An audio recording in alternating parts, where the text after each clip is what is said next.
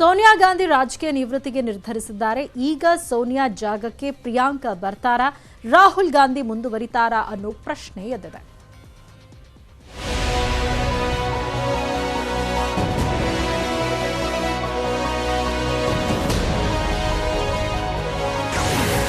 ರಾಜಕೀಯ ನಿವೃತ್ತಿಯೋ ಚುನಾವಣೆ ನಿವೃತ್ತಿಯೋ? ಸಕ್ರಿಯ ರಾಜಕಾರಣ ಬಿಡ್ತಾರಾ Sonia Gandhi?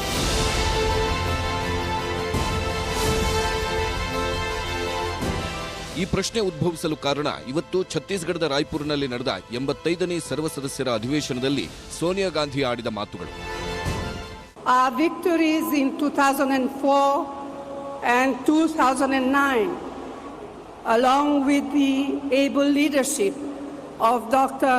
Manmohan Singh ji, gave me personal satisfaction. But what gratifies me most is that my innings could conclude with the Bharat Joro Yatra. ರಾಜಕೀಯ innings ಅಂತ್ಯವಾಗ್ತಿದೆ ಅಂತ ಸೋನಿಯಾ ಗಾಂಧಿ ಹೇಳಿದ್ರು. ಇದರ ಬೆನ್ನಲ್ಲೇ ಕಾಂಗ್ರೆಸ್ ಅಧಿವೇಶನದಲ್ಲಿ ಸೋನಿಯಾ ರಾಜಕೀಯದ ಕಿರುಚಿತ್ರವೂ ಪ್ರಸಾರ ಮಾಡಿದ್ದು ಸೋನಿಯಾ ರಾಜಕೀಯ ನಿವೃತ್ತಿಗೆ ಪುಷ್ಟಿ ಕೊಡ್ತು. ಪ್ರಿಯಾಂಕಾ ಭವಿಷ್ಯದ ಕಾಂಗ್ರೆಸ್ ನಾಯಕಿನ? ರಾಹುಲ್ ಗಾಂಧಿ ಅಮೇಥಿಗೆ ವಾಪಸ್ ಬರ್ತಾರ?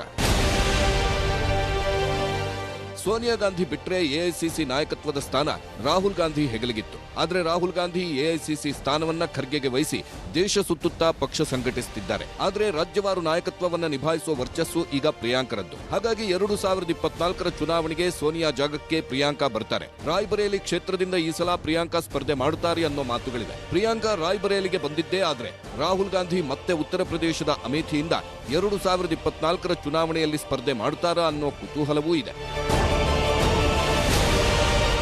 ಇನ್ನು ಸಮಾವೇಶದಲ್ಲಿ ಖರ್ಗೆ ಬಿಜೆಪಿ ವಿರುದ್ಧ ಹರಿಹಾಯ್ದರು.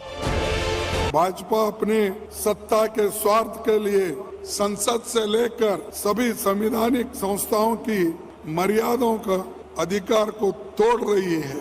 भयंकर रोजगारी युवाओं के भविष्य को अंधेरे में धकेला जा रहा है.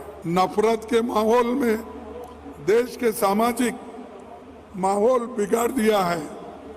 और यही नहीं, ईडी, सीबीआई, इनकम टैक्स, सारे एजेंसीज को चुनी हुई सरकारों को गिराया जा रहा है. ಕಾಂಗ್ರೆಸ್ ಅಧಿವೇಶನ ಯಶಸ್ವಿಯಾಗಿದೆ. ಈಗಿರೋ ಕುತೂಹಲ ಅಂದ್ರೆ ಸೋನಿಯಾ ನಿವೃತ್ತಿ ಘೋಷಿಸ್ತಾರ, ಪ್ರಿಯಾಂಕಾ ಪಟ್ಟಕ್ಕೇರ್ತಾರ ಅನ್ನೋದು. Bureau report, news 18.